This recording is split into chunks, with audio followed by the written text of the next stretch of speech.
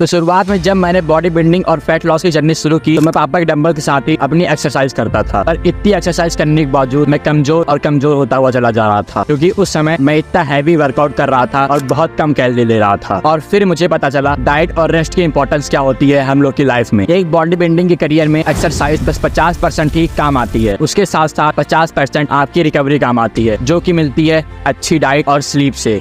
और मैं आज आपको full beginner body building guide देने वाला हूँ। तो चाहे हम लोग होम में वर्कआउट करें या जिम में, हम लोग को पैर से लेके नेक तक के वर्कआउट करने चाहिए, जिसकी वजह से हम लोग की बॉडी अच्छी दिखती है और उसमें एक एस्थेटिक लुक आता है। और शुरुआत में बहुत सारे लोग इसको इग्नोर कर देते हैं, वो सब सिर्फ बाइसेप का, चेस्ट का और फोरआर्म का वर्कआउट करते हैं और अपनी बैक को, ट्राइसेप को भूल जाते हैं। तो फिर अगर आप होम पे वर्कआउट कर रहे हैं तो आपको फुल बॉडी वर्कआउट करना चाहिए। और मैं आपको एक्सरसाइज बता रहा हूँ कि आपको कौन कौन सी एक्सरसाइज करनी है। आप इसका फॉर्म जी सलार की वीडियो से देख सकते हैं। तो हम लोग की जो पहली एक्सरसाइज है वो है बाइसेप के लिए। आप बाइसेप के लिए बाइसेप कर्ल कर सकते हैं 4 सेट 8 से 15 रप के साथ। और ट्राइसेप के लिए आप ट्राइसेप किक बैक कर सकते हैं 4 सेट 8 से 15 रप के साथ। और ट्राइसेप एक्सटेंशन कर सकते हैं 8 से 15 रप 4 सेट के साथ। इसके बाद शोल्डर के लिए आप शोल्डर फ्लाइज लगा सकते हैं अपने मीडियन डेल्ट को टारगेट करने के लिए। और फ्रंट शोल्डर फ्लाई लगा सकते हैं अपने फ्रंट डेल्ट को टारगेट करने के लिए। और बैक फ्लाई लगा सकते हैं अपने बैक डेल्ट को टारगेट करने के लिए। इन तीनों एक्सरसाइज के आपको 4 सेट और 8 से 15 रप और इसके बाद बैक के लिए होम वर्कआउट में पुलअप से अच्छी एक्सरसाइज हो ही नहीं सकती है।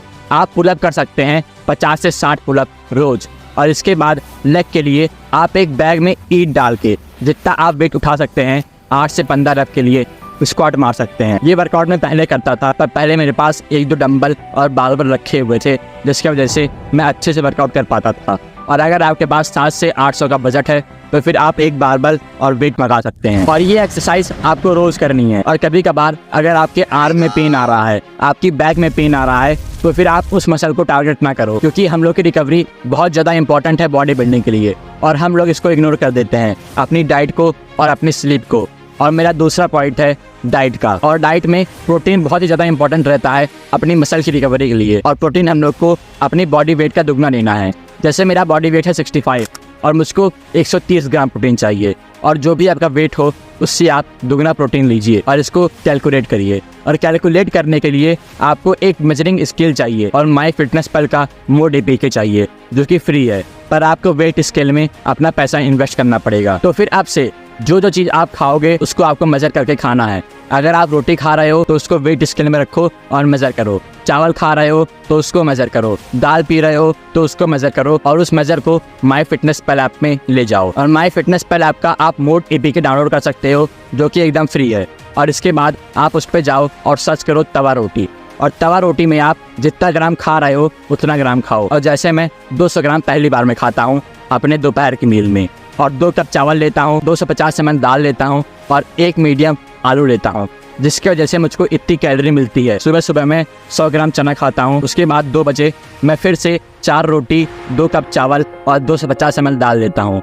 और उसके बाद रात के टाइम में बस 200 ग्राम मूंगफली, जिसकी वजह से मुझको 133 ग्राम प्रोटीन मिल जाता है और मुझको 4000 की कैलोरी मिल जाती है।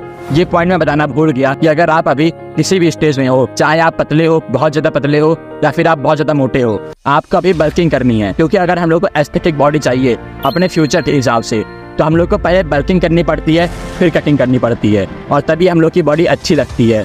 और इसीलिए हम लोग को पहले बल्किंग करनी है।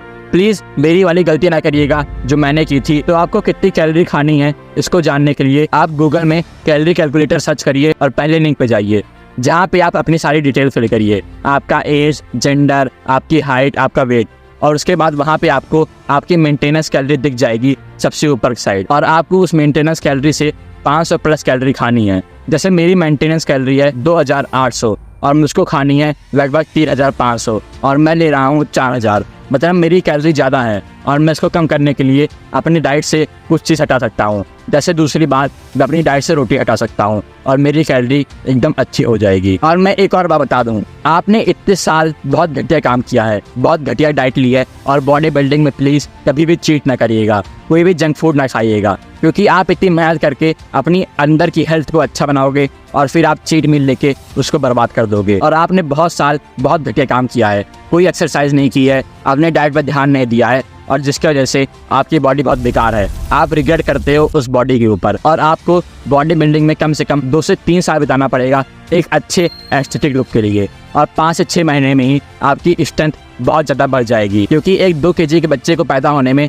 9 महीने लगते हैं और आपकी बॉडी बनने में भी बहुत टाइम लगने वाला है। आपके जो अभी के रिजल्ट हैं वो आपके फ्यूचर सेल्फ के लिए बहुत अच्छे होंगे।